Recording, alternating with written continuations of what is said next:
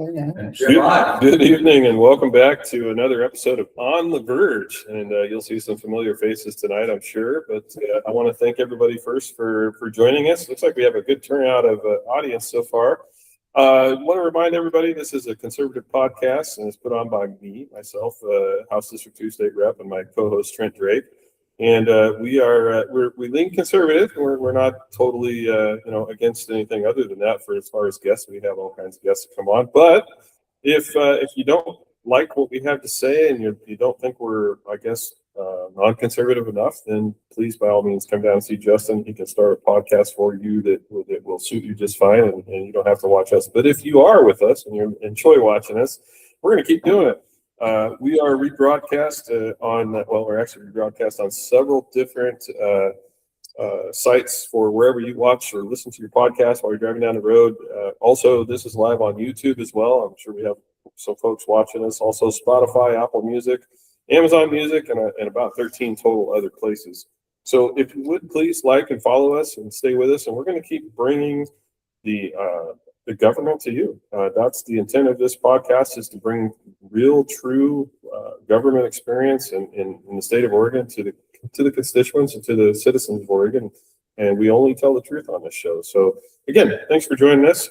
And I want to introduce my guests tonight. I'm going to start with our online guests, and that would be Representative Dwayne Yunker. Dwayne, tell us where you represent and who you are. Yeah, I'm Representative Dwayne Yunker, House District 3. The good parts of Josephine County, 80%. And that would be a good segue into our other guest, Mr. Alek Skarlatos, and he has the other part of the county, I think, correct? Yes, the better 20%, the upper 20% of Josephine County, and Southern Douglas County, Northwest Jackson County, Central Point, Gold Hill, Rogue River, Canyonville, places like that. Yeah. Well, thank you both for joining us tonight. I also have my co-host, Trent. Trent, tell everybody who you are. Hey, everybody. Trent Drake. I am the Douglas County Republican Central Committee Chair and Virgil's campaign manager. Right on. Well, thanks for joining us. And again, I'm Virgil Osborne, House District 2 Rep, and I have the better part of Douglas County. Yeah. At least I like to say that. But anyway, we all love what we do, and we have great citizens and great folks that we represent. So tonight I have been asked by several folks to talk about campaigns and talk about who we endorse and who we're supporting, et cetera, et cetera. And I think we've been pretty open on this show of who we endorse for the governor's race, and also other races as well. Certainly we endorse Representative Yunker, and Representative Skarlatos doesn't really need an endorsement. He doesn't have an opponent, neither do I. But we kind of like Alek, so we appreciate him coming back on the show as well. So I want to kick it off I want to just talk a little bit about the governor's race. And I think that I'll go first, and then I'll kick it off to Representative Yunker. But I am supporting Representative Ed Deal. And I've had a number of people in the last, and when I say a number, probably more than 24 people, I don't know, maybe 30, have asked me, who am I supporting for the governor and why?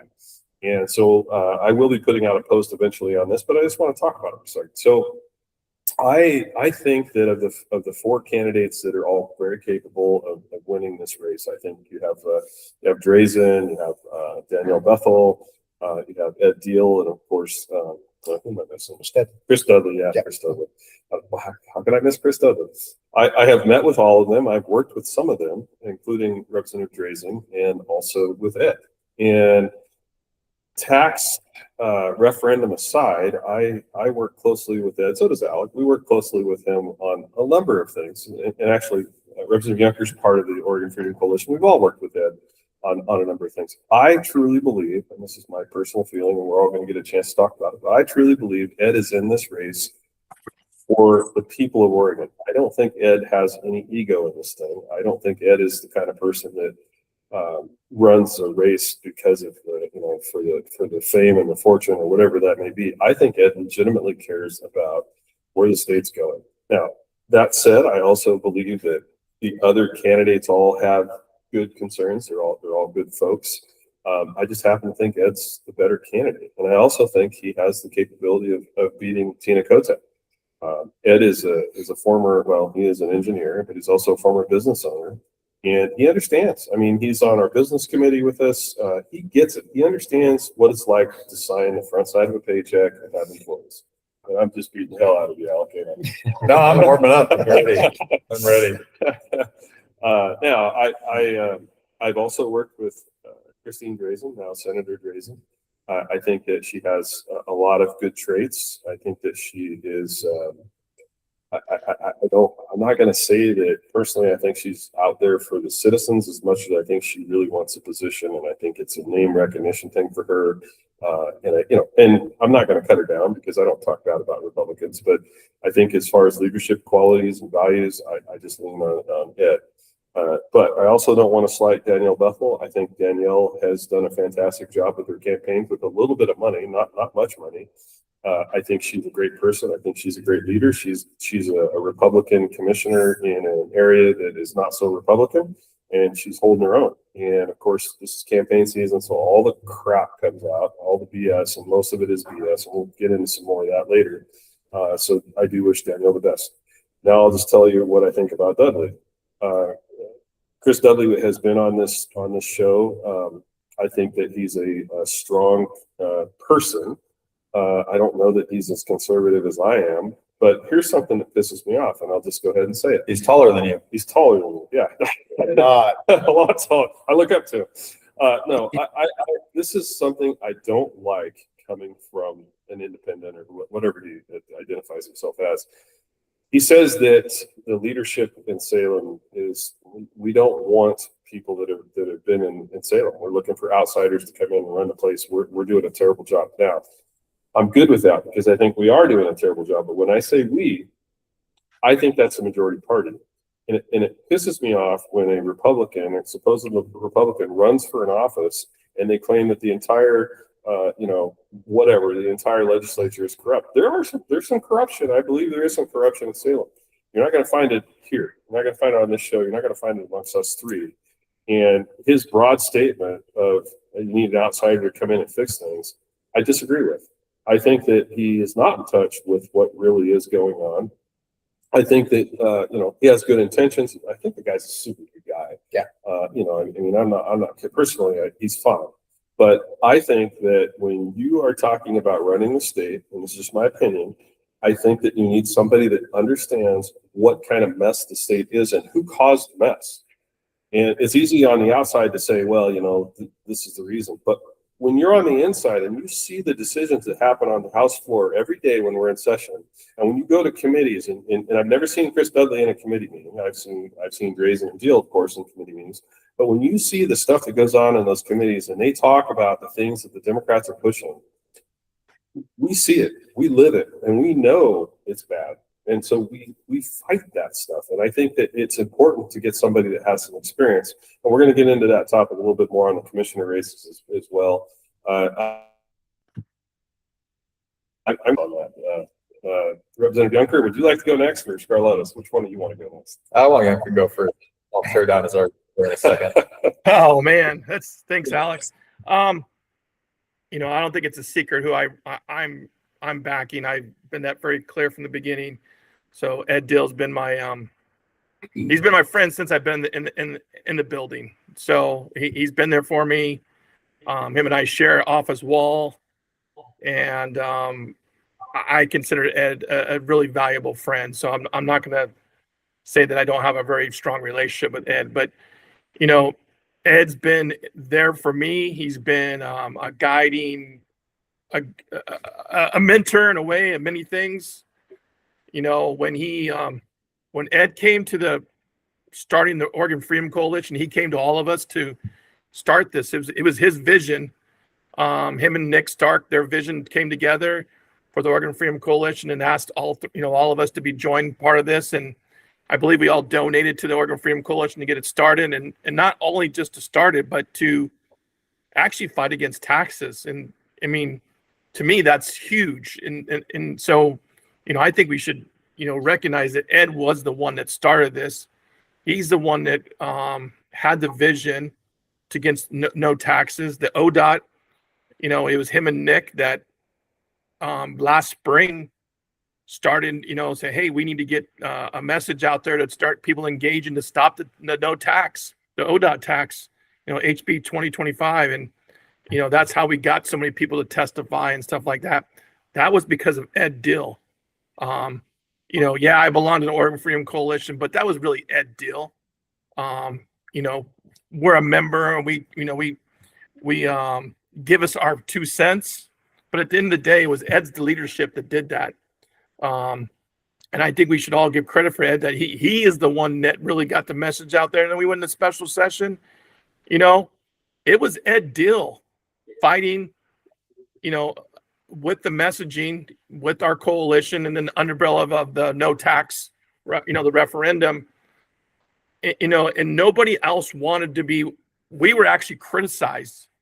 I'm not going to say names, but we were criticized and no one wanted to join with our group.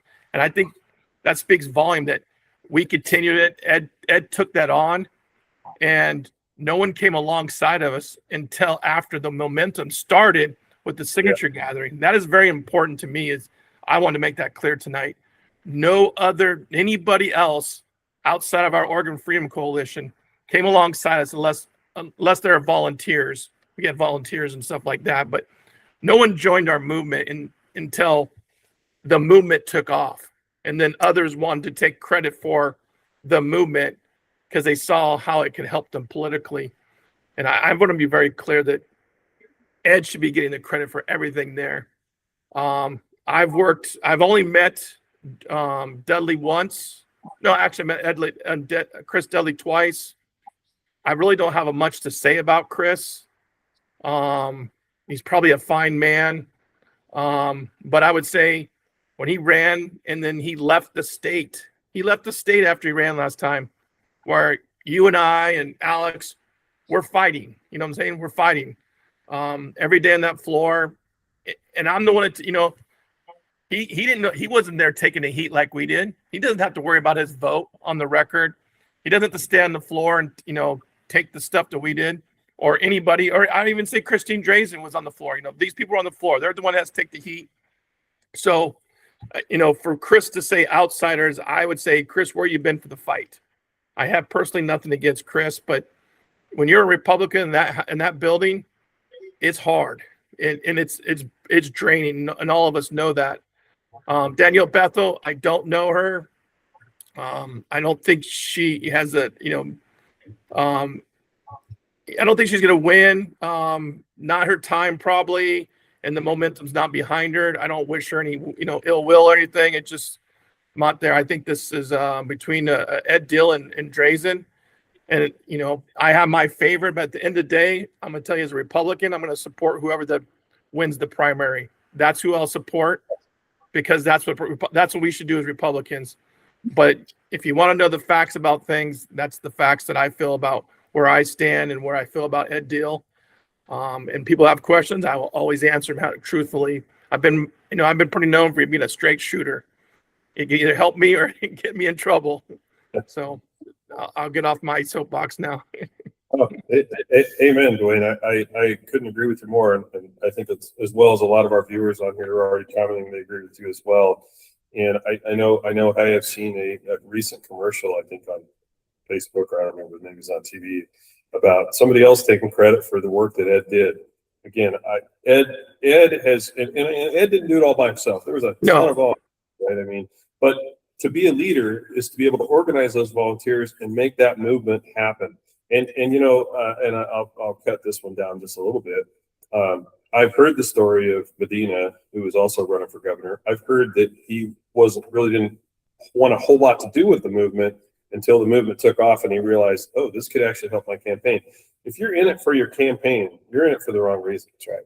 Yeah. And that's just, it's just really irritating to me. But anyway, all right. So, Alek, you're up. All right. For the dissenting opinion. Here we go. Okay, so I'd like to caveat my statements by saying that I think this year is probably the most stacked governor's primary we've ever had.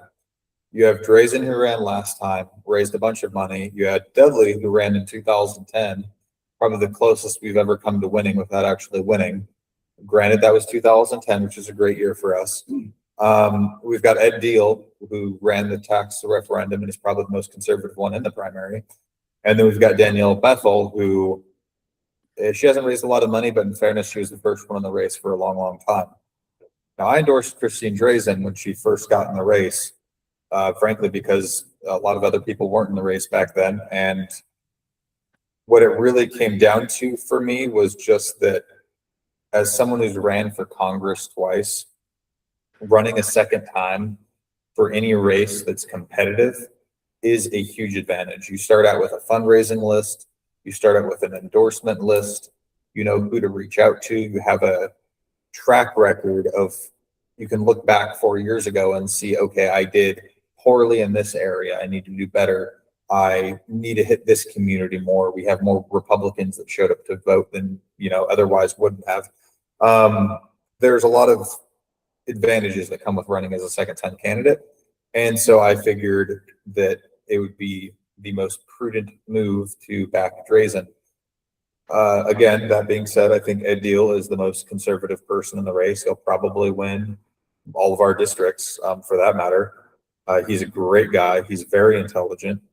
If I could wave a magic wand and pick the next governor of Oregon, it probably would be Ed Deal. However, we still need to win a race. Oregon statewide is still a D+6 area. And it's not even saying that Christine Drazen's moderate and we need a moderate candidate to win, which I also don't believe. It's just that Drazen has so many advantages running as a second-time candidate, especially in the fundraising department. I love Ed, but he would probably be able to win this primary if he was able to fundraise more. I think Ed, God forbid he loses, I hope he'll take a very competitive second place, though. If he ends up running for the state house in 2 years and then runs for governor again in 2 years with more of a capacity and a fundraising list, I think he would be an excellent candidate in general election. I just think Drazen is our best chance of actually winning against a Democrat. And you can disagree, and I understand. And again, I get that Ed is more conservative, and I love Ed for that reason. But at the end of the day, I want to win. Once we can get a Republican elected as governor, then we can be a little bit more picky with what kind of Republican we put up as governor's candidates. It's fair argument. And you're not wrong. And name recognition goes a long ways. And, you know, like Monique Despain running for the second time, she's done amazingly better this time around because she has raising more money too. Raising more money. Absolutely. She's out fundraised, I think, oil by, I think I heard 300% or something. It's a crazy number. I was like, so, no, and you've ran for office for Congress twice. I mean, you get it. And I don't think your points are bad. I think your points are good. I don't have any personal issue with Drazen. I don't, you know, I just support it. So, and Trent, coming from the outside of the elected part and being the leader of the local Republican Party, where's the local party at? But it's funny you say that. You know, I get to see everything through a different set of lenses than you guys. Yeah. You know, I know Douglas County right now is leaning very heavily towards Ed Deal. Yeah. You know, but with that being said, we've been meeting a lot frequently, and we have these debates. And I love we have these debates. Well, there's this, there's that. You know, I won't vote for this person, but we did come to the conclusion that, you know, like Dwayne said, whoever wins, and myself personally, I am personally going to put my effort into helping them up to the finish line, just like I would with you guys, because we're friends. Yeah. But it's also, as a Republican, I hope some of you are listening, it's the right thing to do. You want to make change in Oregon, you got to change the governor. Yeah. Got to change the House seats. We got to get rid of the supermajority. Well, that is a great point, though, because I mean, really, I would be super happy if Ed won the primary. I'd be super happy if Drazen won the primary. Or Danielle Bethel as well. I mean, Absolutely. I really don't care. I want us to have the best chance of winning in November, period. Yeah. Whoever wins the primary is going to be a hell of a lot better than Tina Kotek. Yes. And so, yeah, whoever you're supporting in the primary is fine. as long as we all get behind the Republican that wins. Yep. Well, and that has been my biggest struggle and of course, social media is the death of our country anyway, but looking at the social media posts and I would never vote for that person. It's like, really? So not voting, and I don't care how you feel about vote by mail, whatever, not voting is the wrong thing to do. Yep. And if you don't support whoever the primary winner is, if it's Drazen, if you don't support her against Kotek, and you still call yourself a Republican, Not even as a Republican, but as a voter, not Yeah. voting is basically signing off on the status quo. If you're unhappy with the government that you have, your default position should just be voting against incumbents, period. Yeah. No matter who it is. If you are not politically engaged whatsoever and you're unhappy, just vote against incumbents. And that's probably the smartest thing you Except can for do. you guys, Except for us, obviously. And We're the Dwayne. exception. Every rule has an exception. except you Can I three. can I jump in here for a second? yeah, please do. And of all the candidates that are running for governor, there's one that hasn't come to Josephine County. That's the one at the top of the ticket. Yeah. I have not seen that candidate in Josephine County or heard that candidate visit Josephine County. There might be reasons why, maybe just written off Josephine County. So, that I would be surprised if that person even wins Josephine County at all. Because, Can you text me who you're talking about? yeah, well, it starts with a D. So, We all do. That doesn't narrow it down. well, Christine Drazen has not come to Josephine County that I know of at all. So I'd be surprised if she wins. Maybe you just weren't invited, Yunker. Yeah, I don't think that's the thing. I could tell you, Medina's been here, Bethel's been here, Dudley's been here. I actually been at events with them here. Ed's been here several times. Yeah. And for me, Southern Oregon is our heart. That's where we belong. It's heart. And that's where there's a huge, there's 50,000 Republicans sitting in registered Republicans in Jackson County. Yeah. I think there's 25 or something in Josephine County. I think there's like 35. Now you guys would know that a little bit better than me. In Douglas County, that's over 100,000 some Republicans. We matter down here, And I would, if you're not willing to come to my county or down here and spend some time, or you just pop in and pop out, I don't think you're not going to win. Well, and I also think it's important for people to realize, that tax referendum is on the ballot right now, and that means Republicans are going to vote.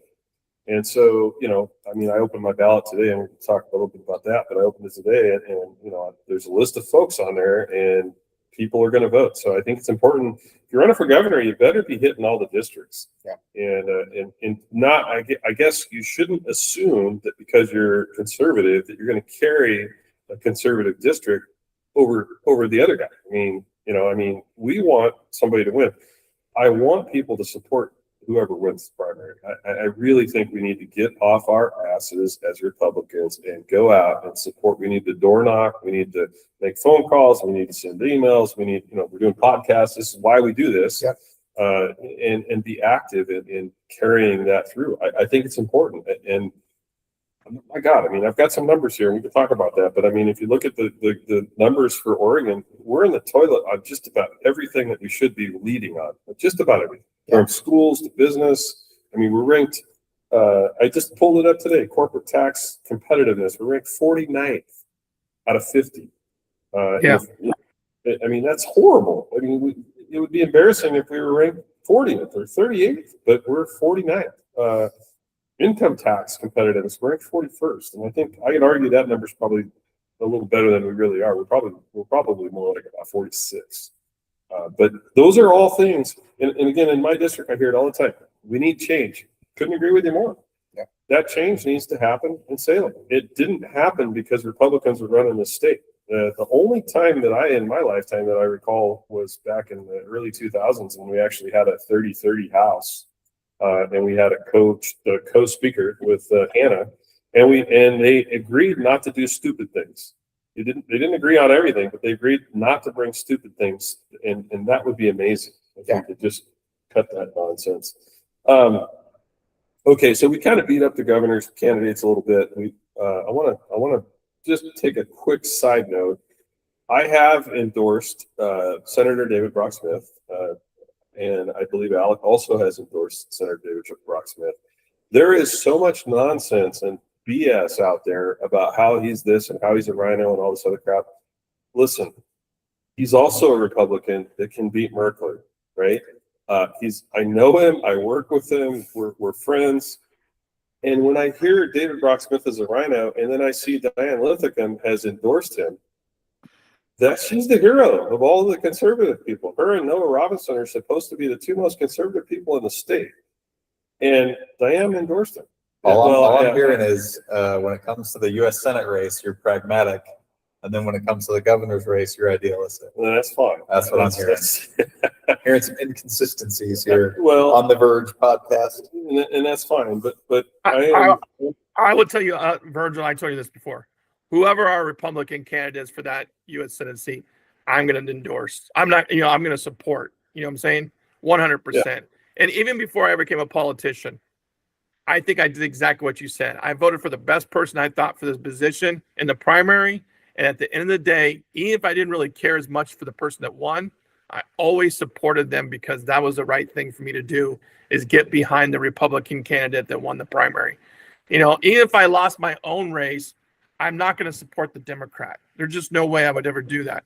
Not that I'm going to lose my race, but I'm not going to go out and support a Democrat because the policies are hurting. Or I don't know if you guys know this, but Asante, which is the largest hospital in I believe in Southern Oregon, Josephine County and Jackson County, is laying off 300 employees. Yeah, they're laying them off because of the policies of the state of Oregon. The Democrats want to blame the big, beautiful bill, but that doesn't even take effect till 2027. Our healthcare is is just going to crap. Who does that? That's the Democratic policies are hurting our hospitals.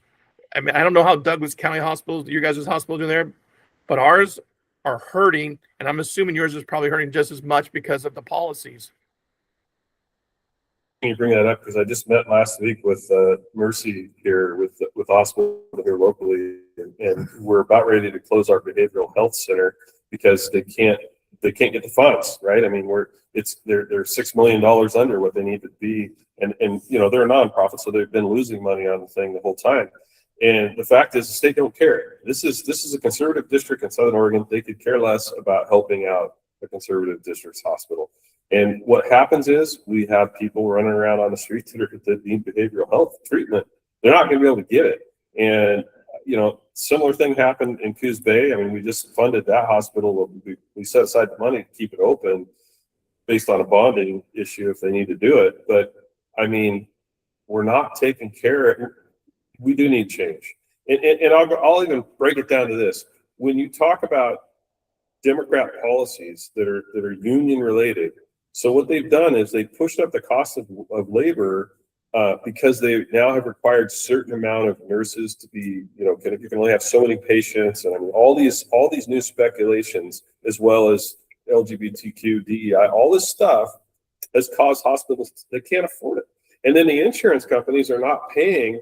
They're paying out on Medicaid. They're paying out like 60% because they're not paying. Insurance companies aren't stupid. They're not going to lose money, so they're not paying that money out. And so, I mean, we're in a doom loop statewide. If we don't change this mess we have, I don't know where the state's going to go. I mean, we may become insolvent. If your hospital or the Coos Bay Hospital collapsed, it would crash Josephine County because of all the people that come over from the coast to Josephine County or would come from Coos Bay over to Douglas County. We've already probably get some of those people already, but it would be even worse because there's no other hospital to go to unless you go to, Eugene. And we just couldn't take I don't think they understand how bad this is, but these are policies that staffing thing, you got nurses that are making more than people that higher degrees that work in the hospital. Like PTs, they have to have a doctorate degree now, or they had a master's before. They're making less than nurses. It's just a really upside down world, and OHA is not helping this at all. They're making it worse too. I want to say something about the Senate race real quick before we get too sidetracked. I think with the U.S. Senate race, we have it's basically Joe Ray Perkins versus David Brock Smith, right? Yeah. And Joe Ray Perkins I actually like a lot. I like her more and more as time goes on because, she doesn't raise a lot of money. She's ran for a lot of things and hasn't really come particularly close. But whenever there's a position where we need a Republican to file for, she will absolutely do it. And so I think for that, she deserves a lot of credit. But in the U.S. Senate race, we haven't run a candidate like David Brock Smith in a long time. We haven't run someone who has a background of being in politics for the U.S. Senate in a long time. And I think that if nothing else, it'll just show us how competitive that race is going to be. And again, for the same reasons I'm supporting Christine Drazen, and what you already mentioned, I think is why we need to give David Brock Smith a shot to run for the U.S. Senate. Yep. And so I'm just kind of excited to see a different type of candidate run for that seat. And again, if Joe Ray wins the primary, that's fine too. We'll help her out in the general. We need a good U.S. senator. It's all top of the ticket from there. Yeah, and we got to get Merkley out of office. The guy He's terrible. there for way too many years, and he's done nothing to help this. No. Nothing. He's a Democrat positional lockstepper. Yeah. Well, again, this is not a Democrat-oriented show, so you're gonna hear some conservative views tonight. I didn't call him a clown. No, that would be Yunker does that. Oh, yeah. Sorry, Dwayne. I'm not an elected official. I can do that. Yeah, I want to take a little time out here because I got to acknowledge somebody, and I can't cuss on the show like I want to, so I won't, but I'm going to acknowledge something. Recently, I saw a story, about a half hour ago, I saw a story of somebody on a jet ski running into a whale. I guess it's a true story. I don't know. But one of my local haters who I just love that hates me because that means that she thinks about me all the time. And I don't know, she calls herself a Democrat, whatever. I'm not going to mention her name because that would be wrong. But her comment was, Virgil, let's see, was Virgil operating a jet ski because he has no respect for the environment and he doesn't care and he likes power sports? Well, part of that statement's true. I do like power sports. The rest of it, you can kiss my butt. It's not a cuss word. No, but I'm on her side. It sounds like something you do. Yeah, I don't own a jet ski. Do I believe in jet skis? Hell yeah, I believe in jet skis. If I owned one, I might well hit a whale because I would be having a good time. But most likely, you're going to see me on a sand dune somewhere, blowing up a sand dune or taking a Jeep somewhere up a dune. And you know what? I don't care. I am so sick of the BS and the nonsense. And I see Democrats running for positions here locally. I have a lot of respect for a few of them. The ones that have nothing to say, and I'll say this about Republicans too, the ones that have nothing better to do than cut down Republicans to find their way into the race. BS, right? If you think that you can handle the position, then show the world why you can do a better job. And if you want to just sit there, talk crap about the commissioners or talk crap about our elected officials, why don't you do the research? Find out I don't own a jet ski.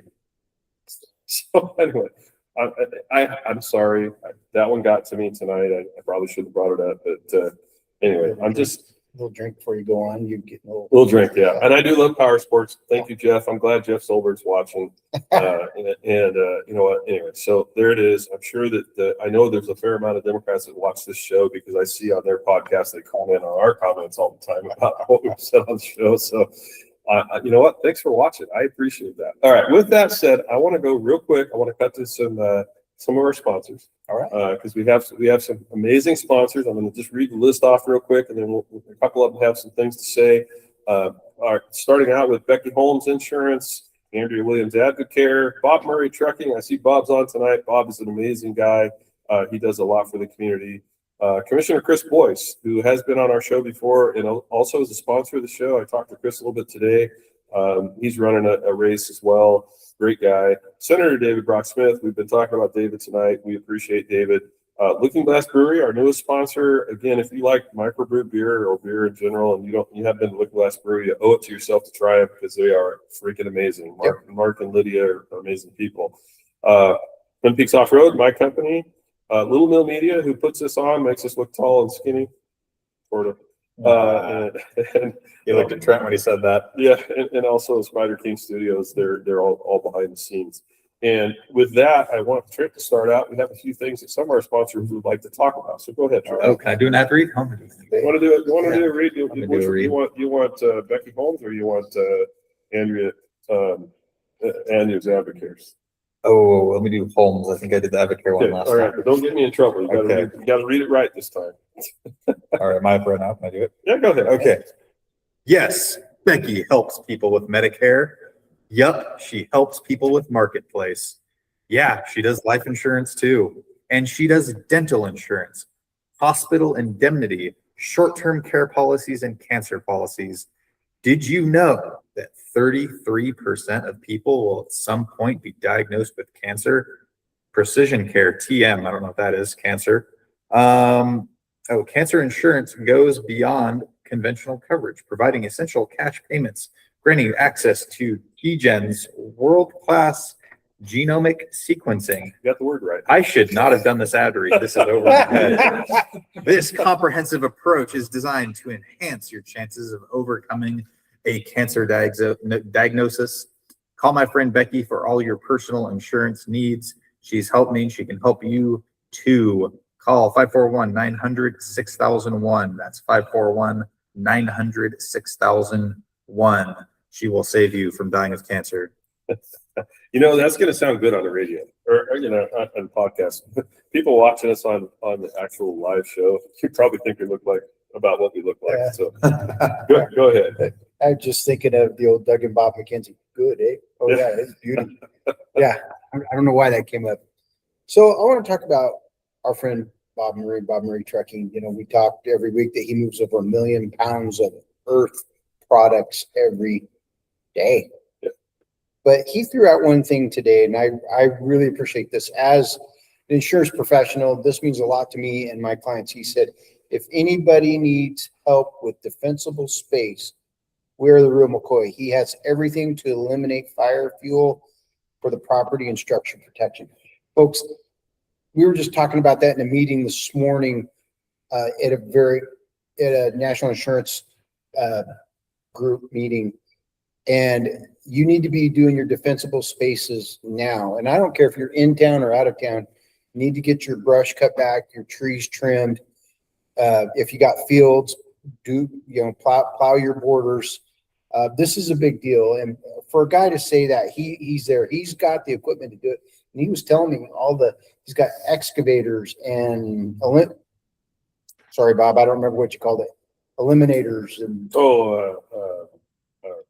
Oh God, it's I'll think of it. Keep Yeah. going. but flatbeds, he's got everything to do those kind of things. He's even got this real cool thing where you can roll up and just cut your tree down. It's a machine. Right on. Follow. Yeah, just Yeah. which is cool. So anyways, Bob Murray Trucking, great friend of this program, great friend of the Republican Party, and a great friend of ours. Yes. And that wasn't even scripted. And Alec, Becky said you did well. Oh, thank you, Becky. I'll come more prepared next time. Okay, so you want to look at that? Yeah, let's talk about it for a minute. Yeah, we got the sign up. So up there, my favorite beer in Douglas County, Mark and Lydia Nunley, I've known them since they moved here from LA area. Mark is a former NASA employee. That's hence the T- series of beers that he has. But Mark's so precise in what he does. He likes to create consistency in his beers. And of course, in your beer, the 15. T-15. Yep, which is the Bad Habit Blonde. Yep. And he's also another one of those guys like Bob. He supports us in the party. Yep. Anytime we need a venue, it's there. He comes to our events. He participates. The other thing is, for all you out there, I will be there tomorrow night. You guys should come hang out with me from 4 to 7-ish with the referendum for petition for the Measure 120 to get it on the ballot for November. So Senate Bill 1507. Yeah, 1507. Yeah. 1507, yeah. Yeah, the clawback. Yeah. And turns out Looking Glass Brewery is not in Looking Glass. It's in Winston. Well, they started working last. Yeah. You're right. 1507. My bad. I just got two things on the brain. But come hang Okay. out with us here. Let us introduce you to the local folks. I guarantee you'll love it. Yeah, amen. They're great folks. And that means I get to do Andrea's ad. So this is going to sound good on the radio. I hope. Spring cleaning isn't just for your home. If you're feeling extra snappy and your spouse or your kids these days thinking you need to snack all day to stay awake, crash midday, cravings or crappy foods, feeling like you're always bloated or just don't feel like yourself anymore, that's your body talking. Pay attention. It's time for spring cleaning, a gut check. Andrew Williams with AdvoCare helps you reset that from the inside out, starting with gut health, better nutrition, and simple daily habits that last. No crash diets, no extremes. Andrew Williams, AdvoCare distributor on Facebook. Go to healthyhabittribe.org and for your order. Again, that's healthyhabittribe.org. Andrea's a good friend of the show as well, and she does some amazing stuff. She's got a pretty amazing story to tell, but we don't have time to talk about that tonight, so we won't. Okay. So moving on, I wanted to real quick talk a little bit about the dumpster fire that we live in here in the state. Since we're talking about governor races, I looked up Oregon ratings tonight. Again, we're 49th for corporate taxes. We're 41st on income taxes. This is an interesting one. Fiscal freedom. Fiscal freedom. That means, do you have the money to do what you want because you actually have, because you have the ability to spend the money without going broke? We're ranked 46th. 46th out of 50. That's pretty sad. So what that means is they say most workaday paycheck people are 90 days from bankruptcy. When you're that low, you're weak. Yeah, exactly. That's exactly what that means. That means you're really close to being in trouble. Crime and correction. This was another one I found interesting. 44th in the nation. That's nothing to be proud of. So again, when my more liberal friends talk about how they want to see change, you're not wrong. So do we. We want to see a lot of change. I don't know. Anyway, Dwayne, you've been quiet, so I'm going to give you a chance to speak a little bit, and then we're going to talk about some ballot. Yeah, but you go back to those crime and whatever else, and it's definitely gone down. And I mean, we have a more of a catch and release policy, and I see it in my social media and then put in the paper when you have these guys that have been arrested 11, 17 times, 18 times, and they're just caught and released. Well, that's a policy that was passed, I think, in 2022 or 20, running there by Janelle Bynum. That was her policy. Everything's racist and everything's that. I mean, no, these people are criminals. They need to be locked up. They need to get off the streets of Douglas County. They need to get off the streets of Josephine County or Jackson County, and they need to be held accountable. And I don't understand why Democrats don't want to hold people accountable. When I had parents, my parents held me accountable. There should be a consequences for your actions. If you do good things, you get rewarded. You do bad things, you get punished. And so every policy that I see it's like, just that Debbie Downer, because the Democrats are going the opposite way. And I don't know when they'll ever wake up. They said they want to see change, but they're not willing to change the people they vote for. You can't expect change if you don't change your voting habits coming from the top. And I hate to see Tina Kotek being at the top. When she posts her pictures lately, I almost want to just, I don't know, really bad things come out of my mouth, because the policies we have are hers. She's been in office for almost 2 decades. Yeah. two decades. Oregonians need to come to the ballot. They need to vote, and they need to start voting these taxes down. I know we've talked about it before on your show. At a $140 billion budget, we shouldn't be having the problems we have. We should not be having this, but we're spending money in ways that are unnecessary. So, I mean, I can get on a tantrum about this stuff, and I had a lot of time to think, and I'm gonna next long session, I hope we come together as Republicans and start pushing it harder and harder on these people, and I hope the people start voicing their opinion. They need to stop letting the activists and the unions dictate what happens in this state. They're the ones destroying it. Well, you're absolutely spot on. And the other thing, you mentioned that Tina Kotek's been in power for 2 decades. I don't think people realize, and this is a little bit of a lesson in government, she was the Speaker of the House for, I believe, 14 years. She was in 9 years as the Speaker of the House, and then the rest was for as a legislator. Yeah, I think it was 9 years. So I could be wrong. arguably one of the most powerful positions in Oregon government is the Speaker of the House, and the other one would be the President of the Senate. The Speaker of the House has the ability to kill bad bills. They don't even have to let them be heard. They make the assignments where the bills go to committee. So when people are bragging about how Tina Kotek's helped this state, Tina Kotek has been the death of this state. She has literally been at the helm long enough to cause where we are. Well, yeah, it's just funny. She, as governor, is cleaning up all the messes she made as speaker, or at least attempting doing a poor job at it. I mean, that's exactly why we need a Republican governor in this state. Because I mean, we just anyway. There's a lot of work to be done. Let's just put it that way. Well, when she opens her mouth about homelessness, and it went from like 22,000 to 27,000, from 24 to 25. Those are her policies. I mean, we got to remember that Tina Kotek used to work for, I think, the Oregon Food Bank. She is a NGO. That's all she is. She's never signed a paycheck. That's your favorite thing to say, Virgil. Well, I mean, she's never signed a paycheck in her life. She's only had to deal with other people's money. That is not good. I'd rather have a Democrat that's actually ran a business like a Daniel Wynn in office, if I had to pick a Democrat, than someone that's all they've worked with is NGOs, that they don't know what a dollar does and how you earn it. Well, and frankly, every time one of them actually gets out of the zone and actually supports common sense legislation, and Daniel Wynn's a great example, and Senator Solomon's another example, they get primaried, and they're both getting primaried right now. I would say you probably shouldn't be on the record as a staunch conservative on a conservative podcast talking well of Daniel Wynn. Or else they're gonna post this clip tomorrow, and I'm okay with that. In their district, and they're like, this MAGA extremist Virgil Osborne supports Daniel Wynn. Well, I'll just put it on the record that I called Daniel Wynn and I called Solomon here a couple weeks ago, and honestly, the reason why I called them is, I know them and I've been in committee with them, is I don't want a worse Democrat. No.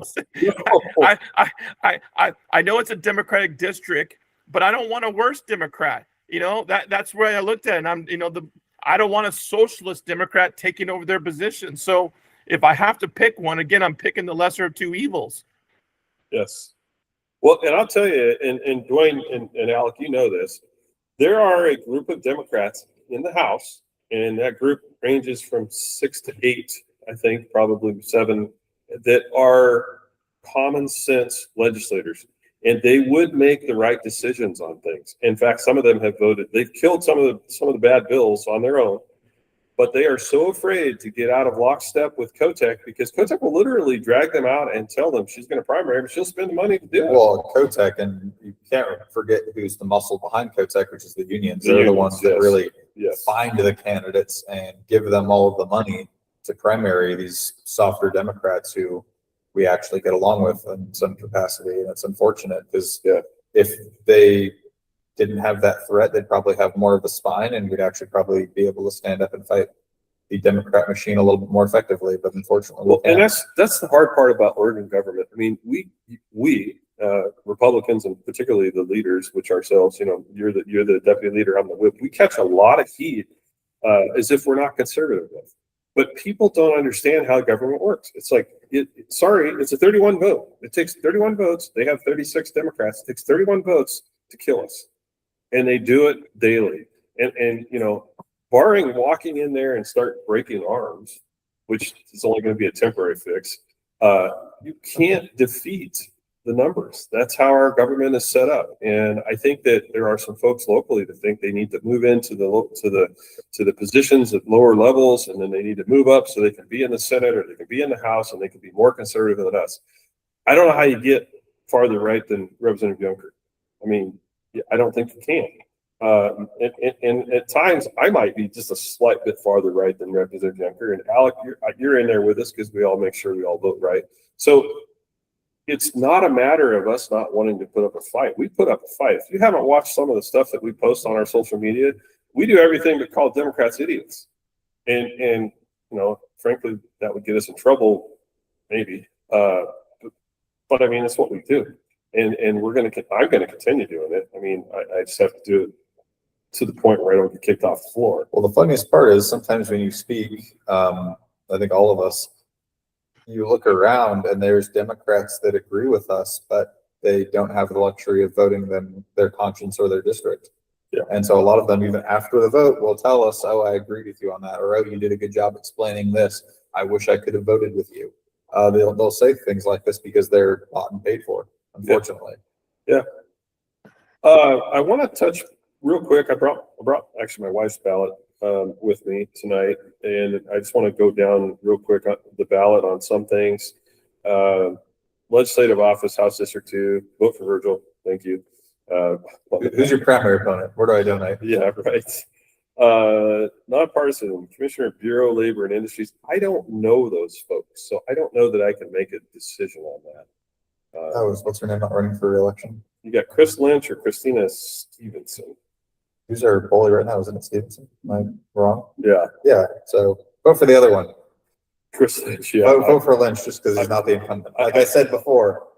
I get asked a lot, and I won't give anybody advice if I don't know. I'll just tell you I don't know. That probably screwed up. Lynch is probably a socialist. I don't know. U.S. Senator, of course, we're supporting David Brock Smith. I think he's our best shot. And then U.S. Representative for 4th District, you have Monique Despain or Stephen Streck, who I don't even know who that is. Monique Despain all the way. Yeah, vote for Despain. She's doing a good job. Yeah. He's a serial candidate Yeah, I don't know. with an art degree. Yeah. What's wrong with that? Says he's getting a master's in business. Yeah, You can't do that. you can't do that. The judicial offices, nonpartisan judicial offices. I don't know any of them. So again, unless one Are of any you, of them contested? Because none of mine were. no, Yeah. Okay. doesn't look like it. Most of those, yeah, I don't know much about them. When you get into county races, you've got, of course, Heather Kofel. She's uncontested. Ron Quimby, uncontested. Then we get to commissioner races. So we are supported, and again, Dwayne's not in this district, but I support our incumbents. I'm supporting Tom Press, Tim Freeman, and Chris Boyce. Now I want to talk a little bit about this because I have a few things to say about it, and this is my opinion. I had a lady yesterday send me, I don't know, 3 emails talking about I should support Andrew Rosales and at least give the Democrat a chance to win the race. I'll just tell you, here's the thing. It's a nonpartisan race. Yes, it is. If you have the ability to do better than our 3 incumbent commissioners, show me. I haven't seen it yet. What I've seen is some folks come in and say how the commissioners aren't handling the budget correctly and they're doing this and they're stealing from that. It's all BS. It's just simply not true. And as far as the budget goes, if you don't believe Commissioner Kress on how he handles the budget, the guy's overqualified to handle that budget. And he has done nothing but explain it. Commissioner Freeman was on the show last week. He explained it. Yet I still hear the same nonsense about how, well, the budget this and the budget that. Come on, guys. And then we don't talk about things that like Commissioner Freeman's done, like open up the timber, help to get the Congress to pass the damn payments coming back. I mean, that's huge. That's probably the difference between keeping the county from going bankrupt or insolvent. And he did that. I mean, Commissioner Freeman was the front person on getting that done. So if you're going to come and run against Commissioner Freeman, then tell me how you could have done that better. I have heard candidates for commissioner, and I'm not pointing at any of the Democrats. I've heard candidates for the commissioners say how we're willing to work with everybody. We'll work with both sides. That's BS. Total BS. The particular person that said that, I have heard and seen so much negativity toward the Republicans, let alone the Democrats. Right. It's like, and after the debate we had the other night, I'm on my stump a little bit. After the debate we had the other night, I shook hands with everybody, Republicans, Democrats, anybody that would shake my hand. One of them wouldn't shake my hand. She was forced. She felt like she was forced. She's clearly a Democrat. But yeah, I don't think they understand. You have to work with us. It's just like people that cut down Senator Brock Smith. I work with Senator Brock Smith. Senator Brock Smith is our senator. If he was a Democrat, I'd still have to work with him. He's the guy that we get together and we do policy work for Douglas County or for, Coos County, whatever he's got Coos, Cary, and Douglas. That's how you have to work. It's not like you can all of a sudden get into office and you can be a lone ranger and do everything by yourself. I can tell you how that works. I've seen it. You end up the lone guy out, and then if you're lucky, you get through one term, and then you have. He's on the Zoom with us right now. Okay. And that way he can hear us. Yeah. Well, Hey, and so can I step in a second for you? I know I'm not here. yeah. Oh, here we go. Here we go. I was going to talk about the budget. So I was on the city council in Grants Pass, and I don't know your county that well, but most people don't understand. In the county budget and the city budget, there's very few dollars that you can move around because they're belong to a certain area. You can't take parks and spend it on, roads and things like that. So most people don't understand, like, when they come from a certain fund, they have to be spent on that fund only. So I hear this all the time, even in my county, like, well, you can just take the money from there to give it there. You can't do that stuff. When you pass levies or whatever else, you can't take it outside that levy and spend it discretionary how you feel. So there's not a lot of leeway sometimes within county budgets or city budgets to do what you think you should be able to do. You're mandated by the law to spend it how it was given to you. And if you sell property and that property was part of that whatever, you can't spend it how you want a lot of times because it's forestry or whatever it is. And most people just don't get that. That you could just spend money freely or do things as you please. So it's a lot of just uneducated people throwing things at elected officials. And I had my fair share. I've thrown things at elected officials, but I'm actually out here in the trenches, doing the stuff. I actually on county commission races. For those who don't know, Tom Kress beat me in 2018 for the county commission race by 2.5%, 1,850 votes, I believe. I'm still mad about it. However, even I voted for Tom Kress for county commissioner. And I think we have a couple comments. I think EBS said that Chris guy that we were talking about was the correct choice for Boley. Dwayne Waller says Tony Iao Jr. Yes. has judge nominations posted, I guess, on his Facebook, I'm assuming is what it means. Oh, that's good. Oh, awesome. Okay.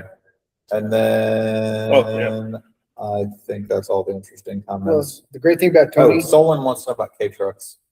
Yeah, that bill's live. Okay, that cool. bill's coming We're back. doing K-Trucks again. that's, Don't worry. I'm getting one. You're not. I don't know why I need it. But If you need it. you're not, we're working on trying to get K-Trucks legal to drive on the street in Yep. Oregon. And while we're at it, I think we should throw in some side-by-sides too. Agreed.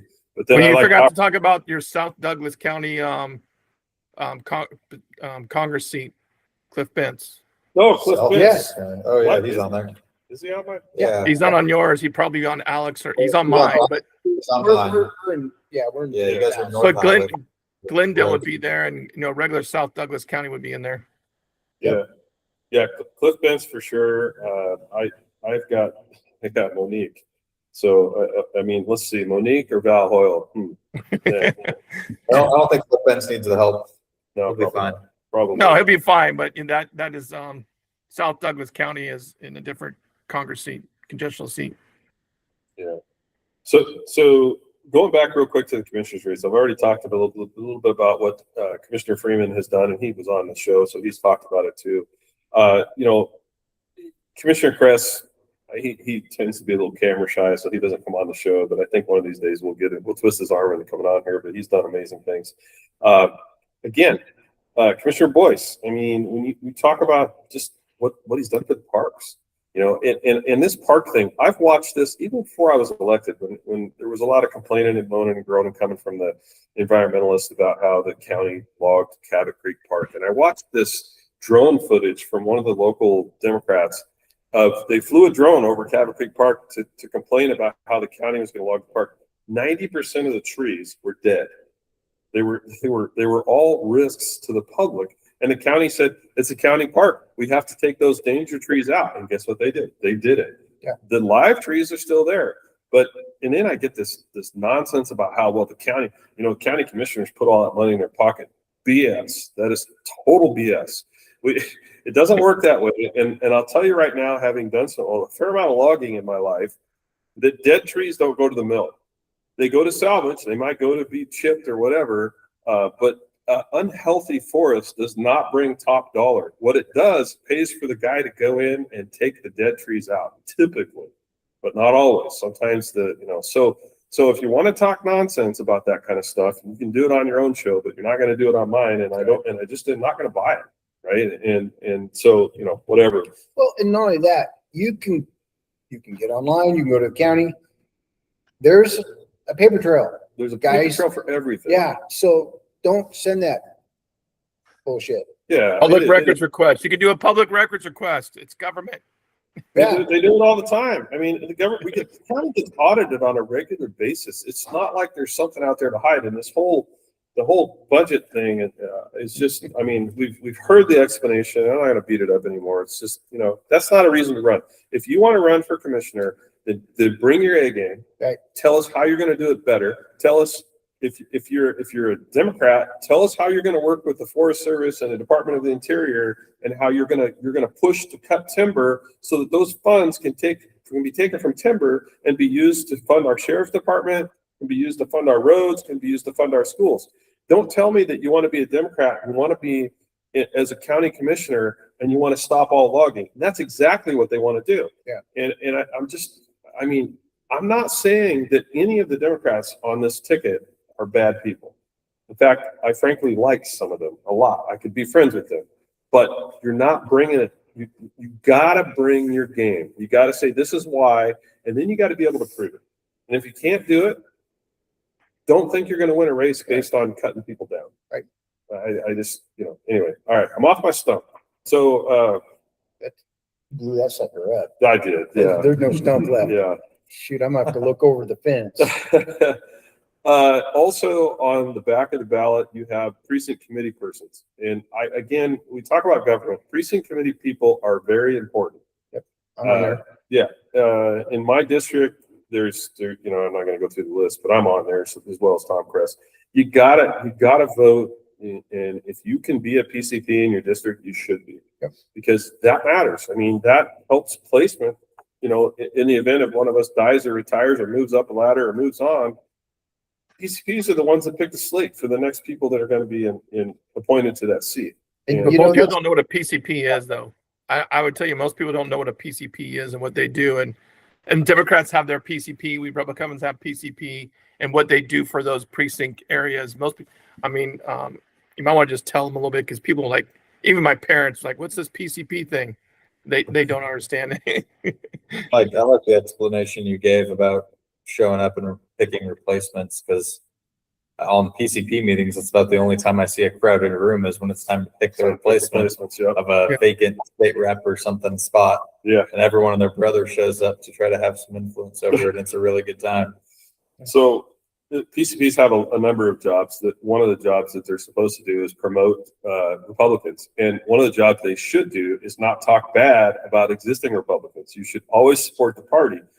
Whether or not you support the incumbent, that's up to you. Whether or not you should go out and tell everybody the incumbent's a bad person, that's probably not a great choice. not a good idea. But it happens. And so the idea is to get Republicans elected. That is your job as a PCP, is to get Republicans elected. And on top of that, the PCPs in Douglas County, I think right now there's about 300, is it 300 now? We're close to 300. We have 300 PCPs, Republican PCPs. Now, that stacks up against Democrat PCPs. Democrats have 45. So 45 to 300, Republican obviously in favor. Yeah, I'm not competitive in that whole. Yeah. Just say no. Well, Trent's done a ton. Be in the chair, and Yeah. my hat goes. I got to give her a shout. Yeah. If you're listening, Kathy Lynn, that's all because of you. I just get to ride on the fun stuff. Yeah. So So our PCPs, they do door knocking, they get out the message. They're doing all those things because obviously us as candidates can't knock on every door. They help do things. They raise money. PCPs are your bread, and they're working for free. yeah, it's a volunteer elected position. You mean And I'm not going to get a check? no, you're not going to get it. I got a Jeep though. You got a Jeep. Yeah. Oh yeah. Well, that makes you part of Yeah. the what do you call it? Yeah. The cabal. And it's a The red the Jeep. Deep County. Yeah. And I don't even want to get into the whole Jeep thing again, but Jesus, I mean, of all the things that story is the most convoluted crock of crap I've ever heard. And I'll just leave it at that. And if you don't know the Jeep story, don't waste your time. It's junk. Anyway, ultimately what a PCP also does is that if in the event that an office is vacated, that's an elected position like a county commissioner, a state representative, senator, the PCPs will get together and they will pick a slate of 3 to 5 people to put in front of the commissioners of the affected counties, and they will just. And so let's say you pick 3, that those folks will be interviewed by the commissioners of the affected counties, particularly it could be Coos, Curry, and Douglas, whatever it is, and then those commissioners will vote on it if they find one of those people to be. So your job is really important. I mean, it can be the difference between having somebody really want an office or somebody really don't want an office. So I just can't say enough about being a PCP. I think it's everybody's that should at least do it. That was one of my first experiences as a PCP. We got when David Brock Smith. Isn't that Yunker? Didn't you fill a vacancy? Yeah, I was running for House District 3, and at the time Lily Morgan stepped down. So I interviewed with the through the PCP process. They had a whole interview process, and then they voted, and they sent 3 of us, I think 3 or 4 of us, to the county commissioners, and then the county commissioners decided and voted, and then I was selected. Yeah.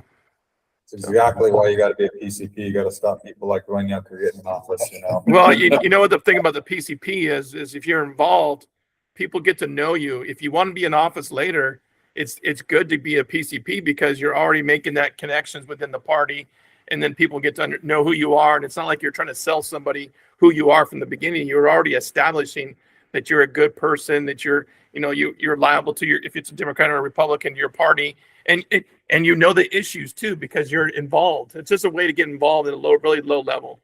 And you're doing the work, which everyone appreciates. I mean, you have 2 people. One was a PCP that knocked on doors during campaign season. One person wasn't.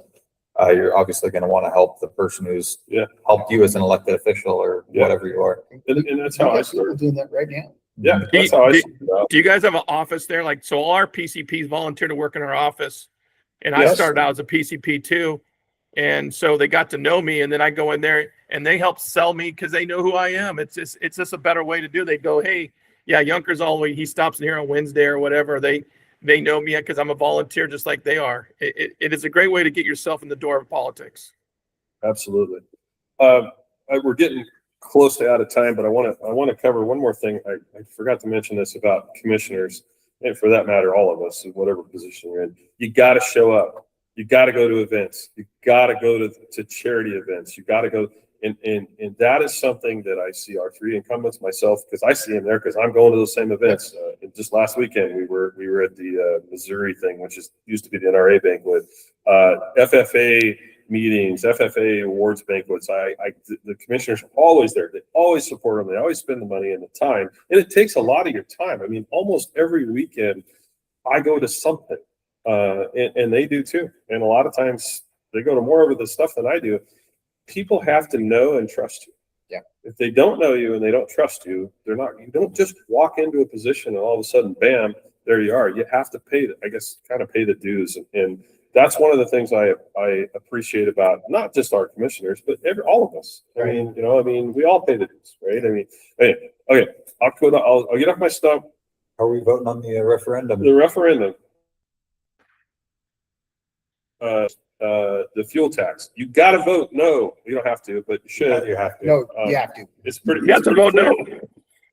Yeah, it's pretty clear when you read the first line. The results of the yes vote. Vote increases fuel taxes on certain vehicle registration, titles, taxes, all that stuff. So if you really want to pay more money, I don't know why, but if you really want to pay more money for ODOT to waste on DEI and all kinds of other crap that's not part it's of the about goal. $500 per family per year. Yeah. Yeah. Unless you drive a diesel truck. Yeah. Right now, if you're a diesel driver, it's $1,000 a year for a family. No kidding. I just filled up Sunday to drive to Eugene. Yeah. And I was just sitting there filling it up and my debit card jumped out of my wallet and ran down the street. It was just, I don't want any part of this. Yeah, it's pretty scary right now. I realize there's a lot of federal policy that's causing some of that. It is what it is. But anyway, okay. So Dwayne, I want to give you the last word here before we go around the room. But we're gonna close up shop here in a minute. But I know you're running in a contested race, and I think you're doing well. I'm supporting you. I think Alek has supported you as well. If there's anything we can do for you, if you need more money and need any help, we're here for you. But just give us your closing thoughts. Yeah, well, I can always take more money because I've spent, I haven't campaigned as much as Alek did, and keep losing, but I've definitely spent a lot of money. I was going to drive. That didn't come across as natural. Come on. But yeah, it's a very expensive to run a race, a competitive race. I'm finding out, and I think I'm doing well, and the polls say so. And so on May 19th, you better turn your ballots in with the name Yunker on it, and I'll still be continuing to be the fighter that I've always been up there in Salem, and I want to continue. I got a lot more speeches to say on the floor. What's the end of your opponent so we can go donate? No, we're not talking about his opponent. He doesn't have an opponent. Yeah, I don't even know that guy. Yeah, Chip Kelly used to use faceless opponent philosophy. Hey, I was told by a really wise county commissioner at one point, and he said, whatever you do in a campaign, never, ever, ever say your opponent's name. That's right. And I've lived by that. And I do the opposite. yeah, I know. I run against my opponent. Yeah, Not me. I always wonder who's number two. right. That's a good way to look at it. Yeah.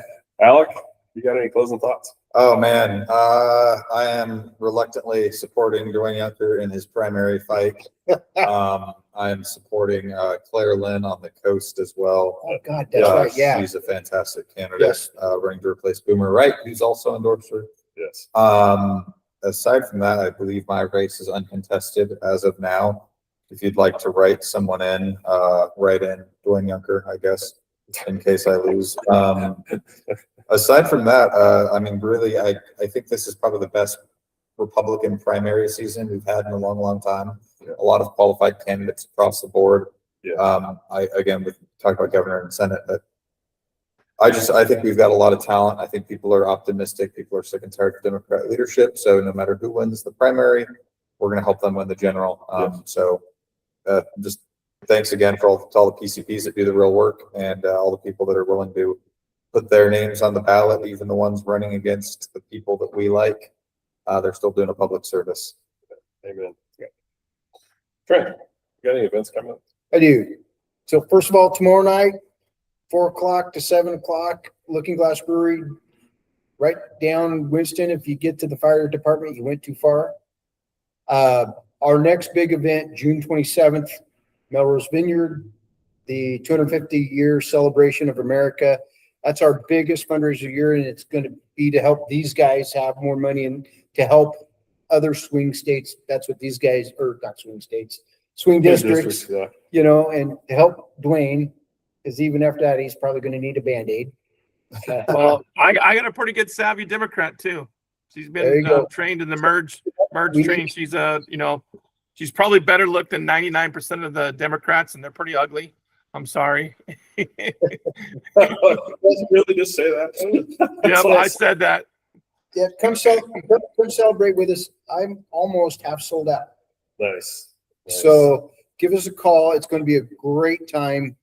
These guys will be there. Dwayne won't. He's going to be in like Europe or something weird. I'm gonna be in Italy. Oh, Yeah. God. Vacation, winning your election and going on vacation. I want you to pour some wine on the ground for your homies. So this is for my homies. Okay, and I want you to video it. So the big question is Trent Drake going to rerun for the chair of the county party in November? Yes, he is. Yeah. You've done an amazing job with getting the party together. I in my time, since I've literally been involved with the party, for probably 12 years, something like that, it's never been as together as it is right now. We I appreciate that. We did everything we said, and it was you guys helped. I mean, you guys are a big part of the commissioners. It was getting everybody together on the same page. It's a lot like a marriage. You get mom and dad on each side of the wagon ain't going to go nowhere. We've got everybody on the same side of the wagon, and we are riding that sucker downhill at a rapid pace, and we're raising money. We've raised more money than we've ever raised, which is good, and we're helping people do the right things. But it's also, I think, what I've seen is we're getting the message out, not just to Republicans, because we have converted over 900 Republicans since last fall, Democrats to Republicans. And it's been an amazing thing because we're a heavy Democrat county. So to say that we converted that many Democrats to Republican is, you wouldn't think it would be those bigger numbers. And it's really been interesting to hear, to be able to sit down with a couple who's been Democrats all their lives, Bay Area Democrats. Yeah. And, Vote for Republicans. yeah, and they're excited. It's a good thing. Yeah. One thing I've noticed too, and I really appreciate this, is not only does the party support all of us, including, well, they even support you, Dwayne. I mean, you're still one of the even heroes. Dwayne. Yeah. He's an So honorary kind of Douglas it. County, and But yeah, I mean, but they support myself. They support Alek. They support David Brock-Smith. All of us. Our signs are there. All the commissioners, they support them, and they have some rules about being able to endorse early. They can't do some things, but frankly, the party, the actual Republican Party in Douglas County, does support our 3 incumbent commissioners. Period. Now they can't come out and endorse them. They do support them, and I appreciate the fact that they're not out there bad mouthing. If you don't support somebody, that's fine. Just don't badmouth. Yep. I mean, that's my thing. Anyway. Yeah. All right, cool. Well, with that, I don't have anything else. one last thing. One last thing. If you don't want to mail your ballot, come join me. Walk down to the courthouse like the old days and give it to them. Yeah. That's what I do that out of respect of the way I used to do it. Yeah. When I remember when I was 18 and being able to do that, I was excited to vote for the first time. And I go down there and you see all the people, there'll be people there in line waiting to give their ballots. And they're of all, they're both sides of the aisle, and it's a good time.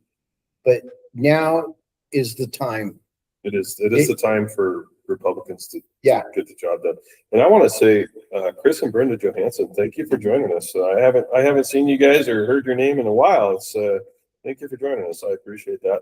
There's some great folks that are continuing to follow us. And with that, follow us on Spotify, Apple Music, Amazon Music. There's like 13 different ways. However you listen to your podcast, we are recorded and kept. I think this is like our 47th or 48th episode. You can also see us on YouTube. Those are always stored. You can watch us on Facebook for the next 30 days or so until they take it off. Then it's always stored on YouTube. But by all means, please support us, follow us, and share us with your friends, because that's what keeps this movement growing. And this whole entire podcast, the intent of this, I think Trent will agree, we're trying to bring real government issues to the people. And when session starts, we're going to bring in those every week. You're going to know what's happening in Salem. We're going to tell everybody what's happening in Salem. And we're going to be transparent, and we're going to tell the truth. And that's the most important thing. So with that, I'm gonna go ahead and say, everybody have a great evening. We'll see you next Tuesday. Don't know who our guest is going to be yet, but if you happen to send an email to Commissioner Kress and say, "Hey, Tom, you really need to come on the podcast," I'm sure he won't be too upset about that. So yeah, we'd like to. I said it. We'd like to get him on there. So again, thank you. Everybody have a great evening, and thanks for following us. And we will see you next week. Have a great week.